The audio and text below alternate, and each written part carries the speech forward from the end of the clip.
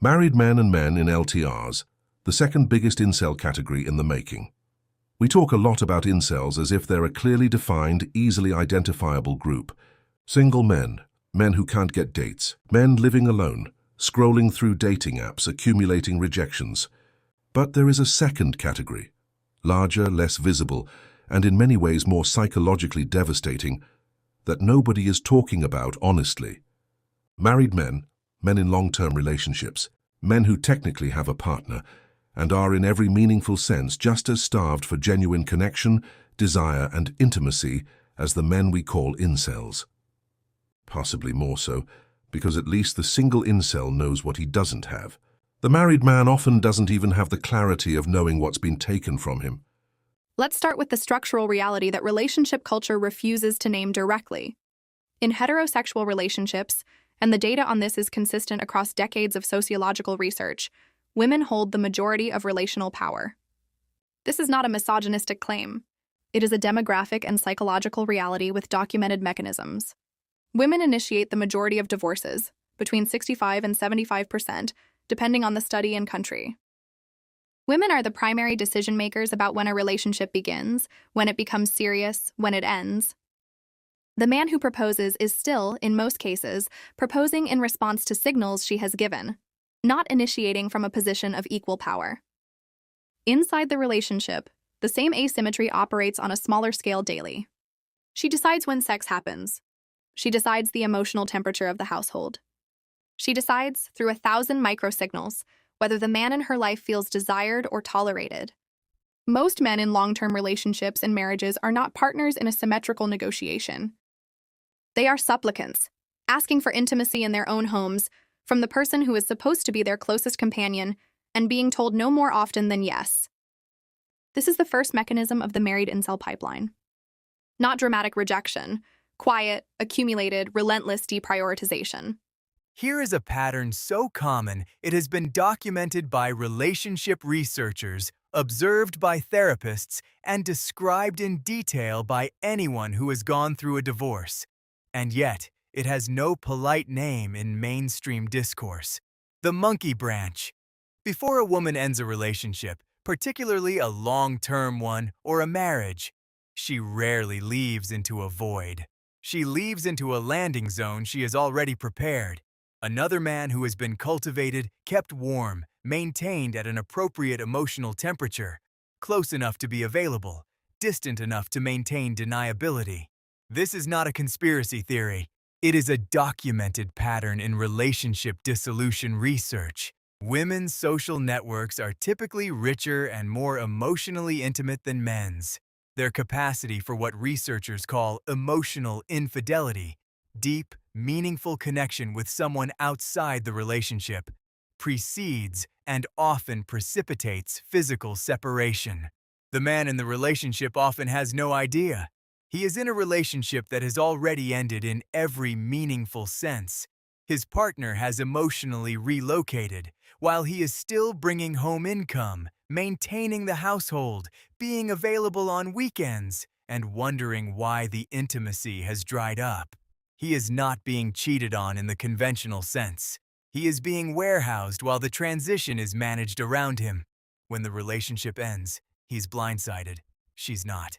She has been preparing for months, sometimes years. The argument about cheating is usually framed as a moral equivalence. Men cheat, women cheat, everyone's equally capable of infidelity. The data does not support this framing when you look at opportunity rather than inclination. Most men in long-term relationships or marriages who are experiencing intimate deprivation do not have the option to cheat, even if they wanted to. This is not because they are more moral. It is because they do not have options. The sexual marketplace, as brutal as that term sounds, operates with a documented gender asymmetry. Women in relationships, even unhappy ones, maintain social desirability. Men's desirability, particularly in middle age, in the context of a low-status domestic role, declines significantly. The man who has been a devoted husband and father for 15 years has, in the process, often allowed his individual identity, his social network, his attractiveness signals to atrophy. He is not a man with options. He is a man with a role. His wife, theoretically, could find another partner within weeks. He could not without years of rebuilding. The one option available to him, paying for companionship, is not a solution. It is the confirmation of the problem. Sex with an escort is not intimacy. It is a commercial transaction that highlights, by contrast, everything that is absent in his actual life. Men who go this route do not report satisfaction. They report a deepening of the original wound. He cannot cheat his way out of loneliness. He has nowhere to go. He stays and he endures. The statistics on sexless marriages and long-term relationships are never discussed in polite company, which is remarkable given how many people they describe. Estimates vary depending on how you define sexless, typically defined as fewer than 10 sexual encounters per year, but consistent research suggests that between 15 and 20% of marriages in Western countries are sexless by this definition. When you expand the definition to include relationships where intimacy is infrequent, perfunctory, or obligatory rather than genuine, the numbers climb dramatically. The gender breakdown of who is refusing whom in these relationships is not symmetric. In the overwhelming majority of cases, it is the woman who has withdrawn from intimacy. This is not because women are villains. There are complex reasons: hormonal changes, accumulated resentment, the documented phenomenon of responsive versus spontaneous desire in long-term partnerships, the effects of having children on female sexuality. But the reasons, however understandable, do not change the experience of the man on the other side of this dynamic. He is living with a person who does not want him, sleeping in the same bed as someone who has decided, consciously or not, that he is no longer desirable to her, going through the motions of a partnership while the core of what he was told a partnership would contain has been quietly removed. He is, by any honest definition, experiencing involuntary celibacy. The only difference between him and the man we call an incel is that he has furniture and a shared mortgage. We have extensive research on the psychological effects of loneliness on single men.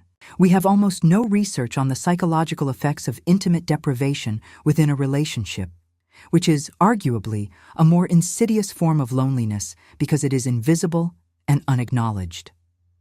The single lonely man at least has the social permission to name his condition. He can say he is lonely. He can seek companionship. He can be seen as someone who needs something. The married man in a sexless, emotionally disconnected relationship has none of these permissions. He cannot tell his friends. It would be a betrayal of his wife. He cannot seek therapy without the narrative being immediately reframed around his deficiencies. He cannot leave without losing his children, his home, half his assets, and his social standing. He is trapped in a condition that has no name and no acknowledged existence, and he is expected to perform contentment while living inside it. The effects are predictable and documented in the adjacent literature on male loneliness and relationship dissatisfaction, depression, emotional withdrawal, loss of identity and purpose. In the worst cases, and the statistics on male suicide in the post-divorce period are among the most alarming in mental health research. The cost is life itself. The married incel pipeline is not a static phenomenon. It is growing, and it is growing for structural reasons that are not going to reverse themselves without deliberate intervention. The cultural script that men are given for relationships is actively counterproductive to maintaining the conditions that sustain desire. Be available, be supportive. Eliminate conflict, prioritize her needs. Subsume your identity into the relationship. These instructions, followed faithfully, produce exactly the conditions that kill female desire and create exactly the dynamic of deprivation that turns devoted partners into invisible, unwanted roommates. The men who follow the script most faithfully are often the ones who suffer most. Meanwhile, the economic, legal, and social incentives around marriage and long-term commitment continue to shift in ways that increase female optionality and decrease male security. No-fault divorce laws, heavily female-favoring custody default, social support networks that activate primarily for women after separation. All of these create a context in which commitment is a higher risk proposition for men than it has ever been historically. More men are making this calculation consciously. The MGTOW movement, men going their own way, the rising rates of men who decline to commit to long-term relationships, the documented decline in marriage rates among younger generations. These are not cultural accidents. They are rational responses to a risk-reward calculation that has shifted dramatically. This essay is not an argument that women are villains. It is not an argument that marriage is always a trap. It is not an argument that men have no agency in the dynamics described here. It is an argument for honesty about what is actually happening to a very large number of men. Men who did everything right by the conventional social script, who committed, who stayed, who built lives with partners and families, and who find themselves years or decades later living in conditions of intimate deprivation that nobody acknowledges, in a trap they cannot escape without catastrophic loss. These men are not incels in the conventional sense. They have partners, they have lives, they have the external markers of successful masculinity.